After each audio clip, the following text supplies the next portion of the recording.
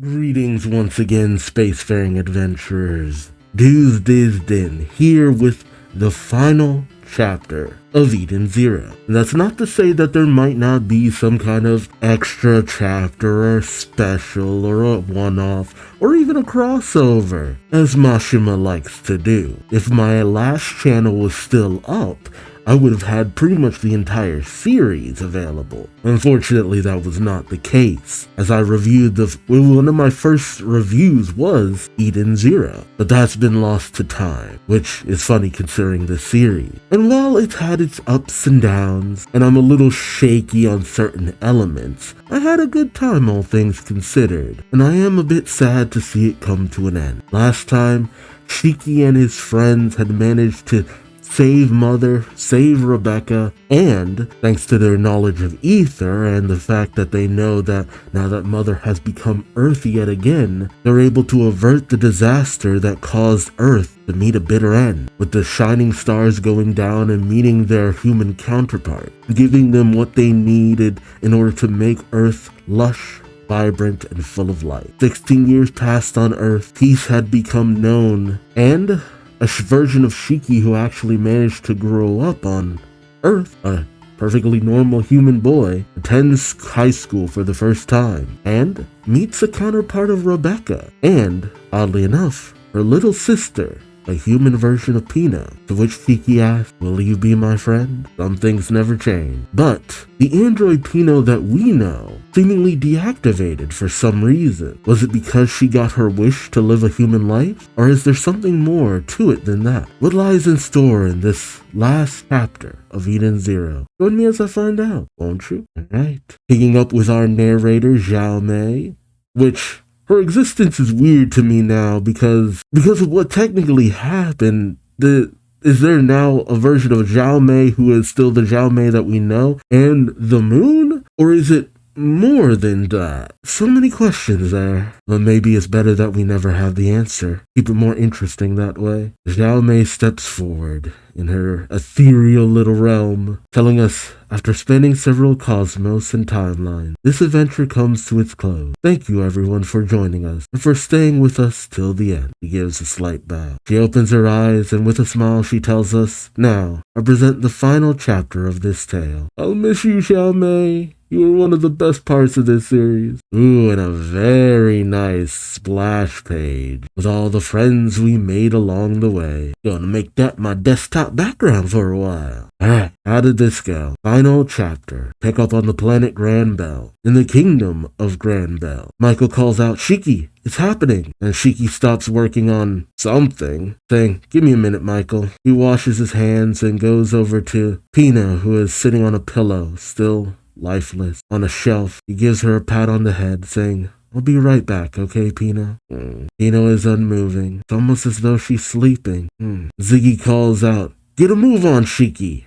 Shiki comes running up saying, "Sorry, Grandpa." The other androids of the kingdom say, "Come on, hurry up." Honestly, it's always the same with that boy. Shiki says, "Oh, hold on, I forgot my shoes."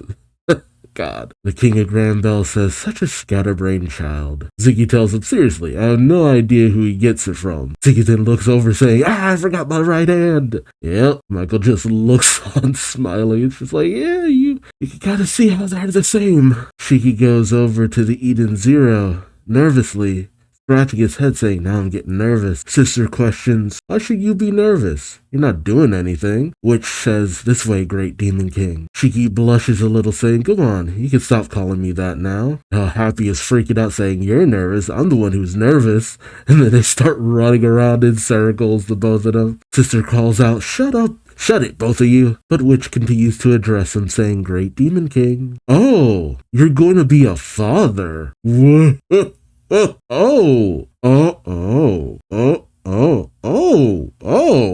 mean, yeah.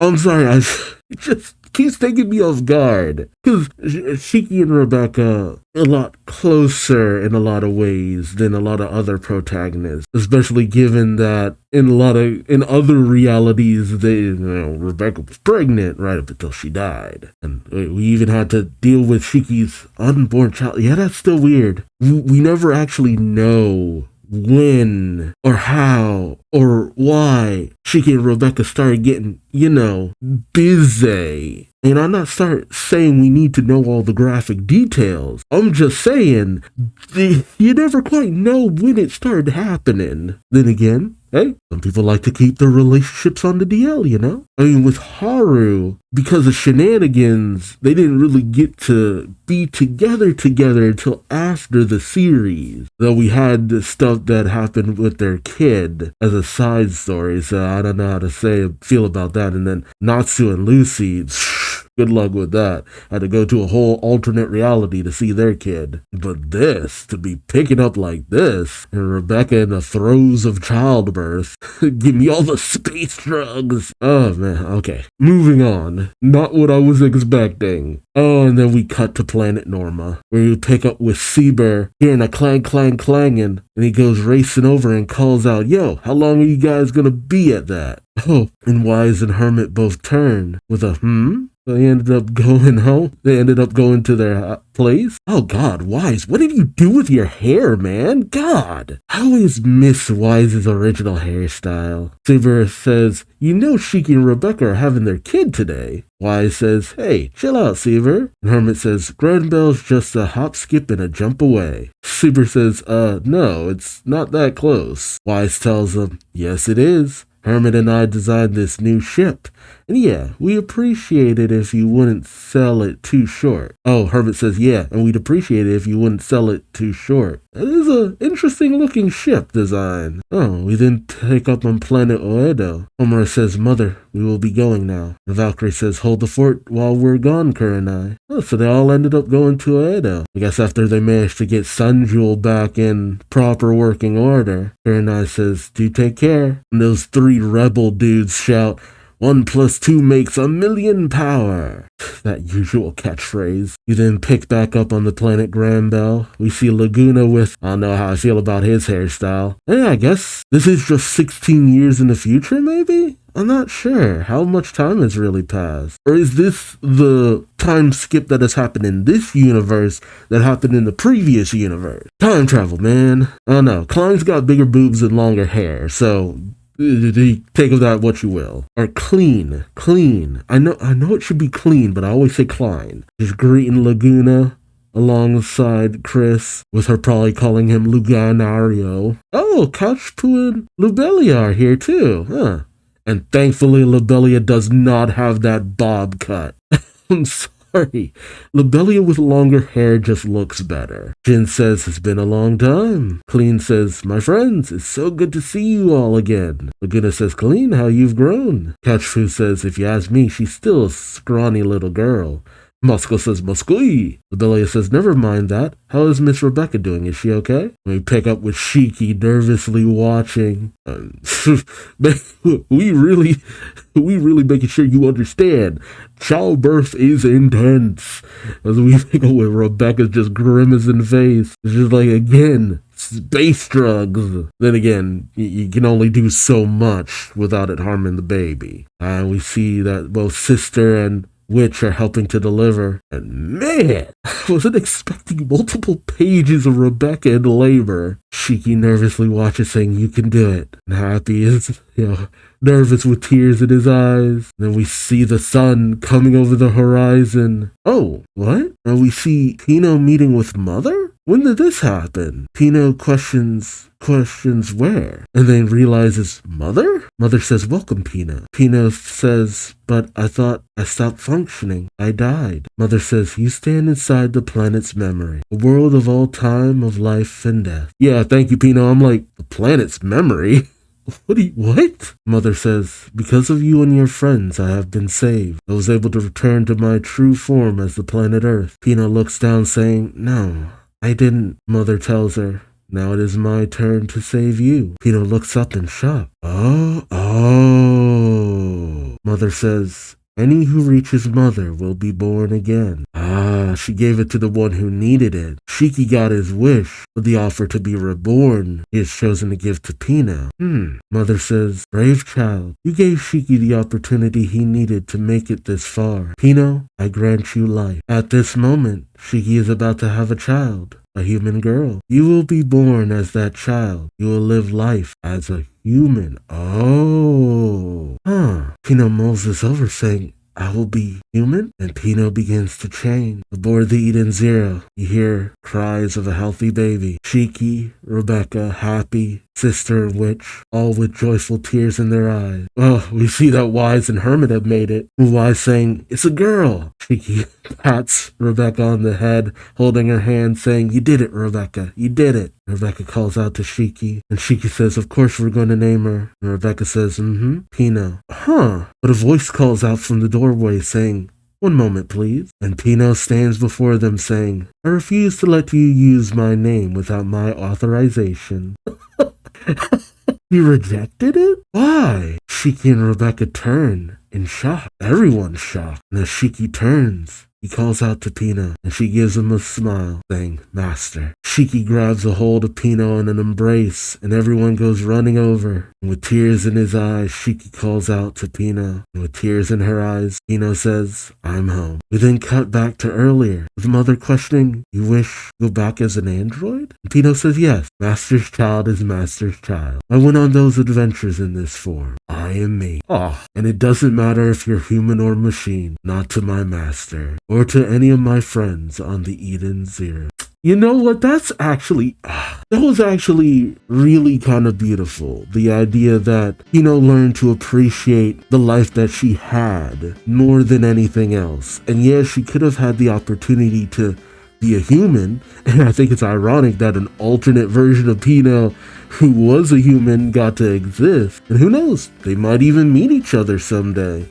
I mean, there's always a possibility, but I like that she learned to appreciate what she had. And if she did have another chance, she would prefer to just keep living the life she had already been living. It's wild. Pino got an opportunity that she had I like that at least that got a cap off. That's actually really beautiful. Granted, I would have liked to have seen Shiki and Rebecca's child, and the fact that it ended up being a girl, I guess we're in the timeline where Shiki and Rebecca's firstborn child actually turned out to be a girl. But then again, maybe Void just identified as a guy? I have my gripes about this ending. Things didn't quite wrap up perfectly or quite the way I wanted. I still feel like Rave Master had the best ending. Fairy Tail, Marshmello made sure to keep that as open-ended as possible in order to have sequels and stuff like that. Fairy Tail was Marshmello's moneymaker. He was going to make sure that was as open-ended as possible for any kind of sequels or animated sequels or movies or whatever spin-offs need to happen. And of course, 100 Years Quest, that manga was going, and now the anime's coming out. Time of recording, that anime's coming out soon. But Eden Zero, it lacks in a lot of ways. But do I think it's terrible? No. I could see plenty of people not liking the way this ended. I could see plenty of people. But I also feel that it's satisfying enough. Do I feel some elements were rushed? Yes. Do I feel like the final battle could have used a little bit more oomph? Oh yeah. And even the defeat of Void still feels like, was that really it? And even when it came to the chronophage, that ending felt like, was that all there was to it? It felt like there was some other step that needed to happen with the chronophage. Because I guess the chronophage and Rebecca just merged into one being? Yeah, that's what I'm kind of unclear on. He dissipated, then merged, tried to take over our Rebecca, and then just kind of faded? But she was just like, oh, I'll save you too. But I guess, did he mean saving the chronophage happened through saving his version of Rebecca? Is that how that worked? That's why I'm so shaky on all of this, because it's so unclear. I feel like Marshmello got just a little overambitious with a lot of this. We got some great elements that were really kind of mind-blowing, but once we got to the climax of a lot of things that felt like we were going to get payoff for, we didn't really get payoff for. And some things we did get payoff for weren't as interesting as I had hoped. For me, I will say that once we had that final battle with Joker Helix, which even that didn't come back into play. And I'm like, okay, Rebecca made friends with Joker Helix, meaning that in some way Joker Helix will come back into play and help out Rebecca in a pivotal moment, maybe fighting off one of the Erasures Galactus, something like that. And then nothing. Shoot, we don't even see Rebecca's mom and dad in these final pages. Nothing. Like, what? They're not there for the birth of their grandchild? Like, what? So this is one of these things where I think the anime needs to step in and add some oomph to this finale. Add some stuff. Do a little extra stuff. Marshmello needs to get with the animation team and just be like, pump it up. Pump it up. Do this, that, and the other, because I wanted to see some overdrive battles at the end of this. I wanted to see, the idea of Void having a massive army, that's cool and all, but that should have been a given. I almost feel like, because the final battle felt not as grand as the final battle we got on Lendar. That's the thing that gets me. That felt so intense. And so much happened, and it was like, oh my god, the space battle, we're being overwhelmed by the dragons, and yada yada yada. And even the final battle against Dead End Crow / Cure, which, well, not my favorite part, was still pretty intense. And yet, Lightning Law went down a little too easily for me. Lady Freyo went down a little too easily for me. The Dark Stars, I kept expecting more to happen with them, but it didn't end up happening. You got my expectations to a certain level because of everything else you had done. And then just to not have so much of it happen. Like, there was a bare minimum I kind of needed you to hit, and you didn't quite hit it. Which makes it sound like I'm overwhelmingly disappointed with the way that this ended, but I'm not.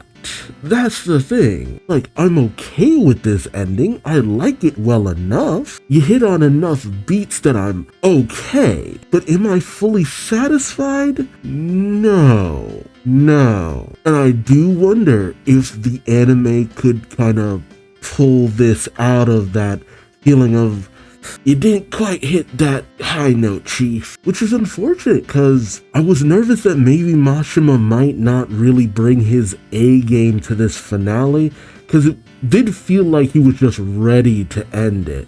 And this feels like I just wanted it to end ending. I hate putting that on Marshmello, because how hard he works, how much he does, how well he's able to at least churn out fun stuff, but I don't feel like this was the peak Marshmello creativity I'm used to. So we'll see. But I'm glad to at least be at the end of this, and despite my misgivings about a few things, it still, hit me on some level, and I'm happy with that. There are definitely probably gonna be like some extras here and there, little side things Marshmello puts in for a volume or something, and even maybe an epilogue chapter or whatever. You never know. But I've said my piece plenty. Let me know your thoughts in the comment section below. How did you feel about this finale? What would you have liked to have seen in this finale that you might not have seen? And what were you happy to see in this finale that you did see? I want to hear from you. So like, comment, subscribe if you enjoyed the ride. Thank you so much for taking this voyage with me upon the Eden Zero. If you want to continue to relive Eden Zero moments and memories, check out my Eden Zero anime reaction, still ongoing. But until next time, I've been Duuz-Diz-Din. Thanks so much for watching, and I hope to see you somewhere out in the cosmos. Take care. Bye-bye.